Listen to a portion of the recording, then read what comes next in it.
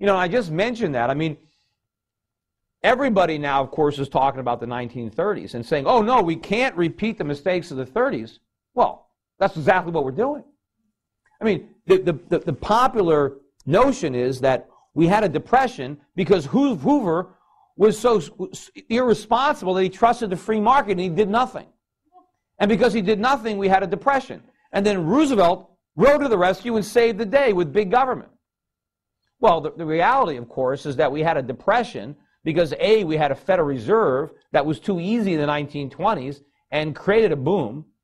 And then when the boom bust, Hoover ignored the good advice of his Secretary of the Treasury, which maybe is the last time the Secretary of the Treasury ever gave anybody any good advice. And instead of allowing the free market to work, he came up with all kinds of crazy things to bail people out and to prop things up and to distort prices and fix wages and all kinds of things that created the Depression. And then Roosevelt came in and proceeded to make it worse. And everything that Roosevelt did exacerbated it and made the Depression great. And we eventually got out of it after the Second World War. But how can anybody say that we got out of it because of Roosevelt? We got out of it despite Roosevelt. We would have got out of it a lot faster had Roosevelt not just expanded the failed policies of Hoover. And that's very similar to what's happening now. You got Bush, who is the Hoover now of this generation, who is now associated with the free market, who is nothing but anything like the free market. And now we have Barack Obama, like Roosevelt, coming in to save the economy with big government. Of course, the government is already huge. Maybe he hasn't figured that out. When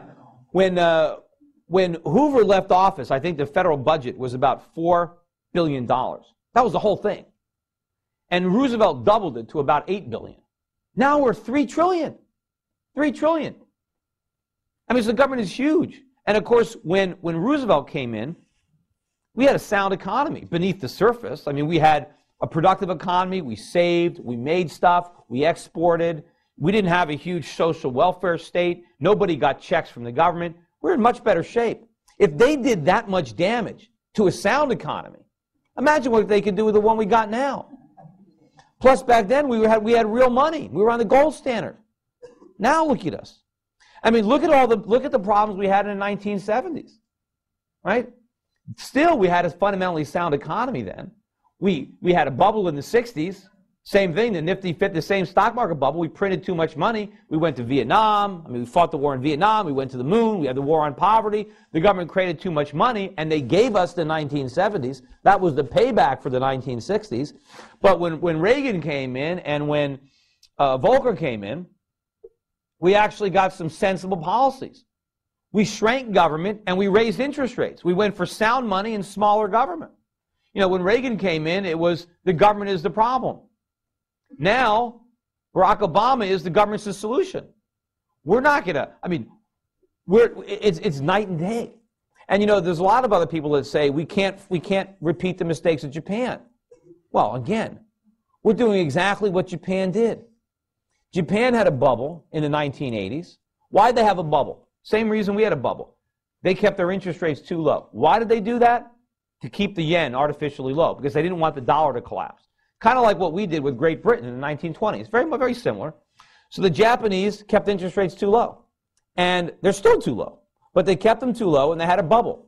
Two bubbles, stocks and real estate. Pretty familiar. Stock market bubble burst first, real estate bubble 2 or 3 years later.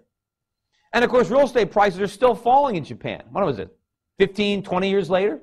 They've fallen 70 or 80%. And that's in a country where you lose face if you don't pay your debts.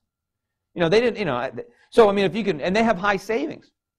But the problem in Japan was the government in Japan refused to allow the market to function. Didn't want to take the pain of the deleveraging and the unwinding of the bubble. So they intervened and intervened and intervened and ran up the deficits and postponed this thing and dragged it out. But the main difference between Japan and America is Japan was a wealthy nation that could afford all that big government. I mean, they would have been better off without it, but the Japanese economy, beneath the surface, was so competitive and so fundamentally sound that they survived anyway. They had enough domestic savings to fund the growth of government. The Japanese didn't borrow any money from anybody else. Nobody would lend it to them. The Japanese citizens financed that gigantic government. But they still have a high savings rate. They're still the world's biggest current account nation. They're the world's largest creditor nation, even still bigger than China.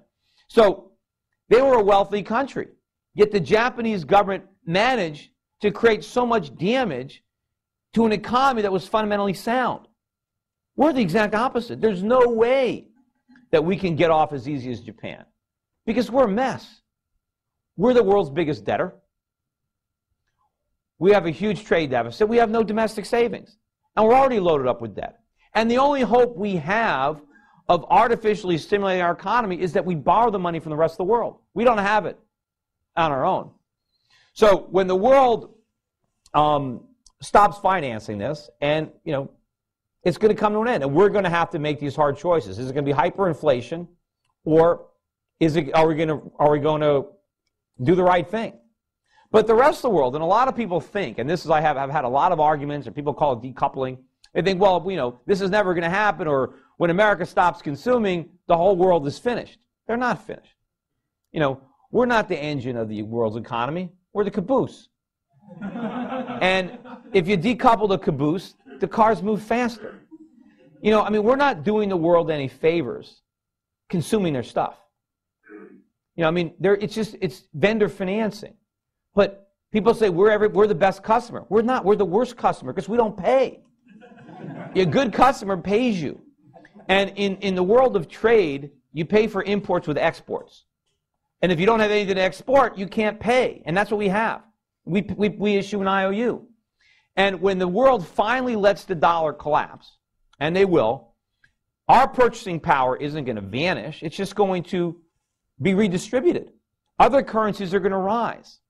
And people in other countries, people that are working in factories right now in China, that are producing products and just shipping them abroad and just kind of waving goodbye, all of a sudden they'll be able to afford them. The Chinese will be able to turn in their bicycles and buy automobiles because steel will be cheaper, because cars will be cheaper, because the value of their wages will rise because their currency will gain purchasing power. It's the Americans who are going to be buying the bicycles because all of a sudden cars will be too expensive for us. Gasoline will be too expensive for us because we'll be bidding with currency of much less value. And that's what's going to happen. And the world is not going to suffer because we don't buy their stuff. They're going to benefit because now there's going to be more stuff for them. Right now, because the world lends us so much money, there's a capital shortage. Wouldn't the world be better off investing their savings productively in their own countries rather than just giving them their savings to us? Wouldn't they be better off enjoying the fruits of their own labor rather than laboring while we enjoy the fruits? It's obvious, and it's going to happen. Anyway, I don't know how long I've been talking. Huh? But anyway, did I have any time for any questions? Oh. Anyway, well, that's it. And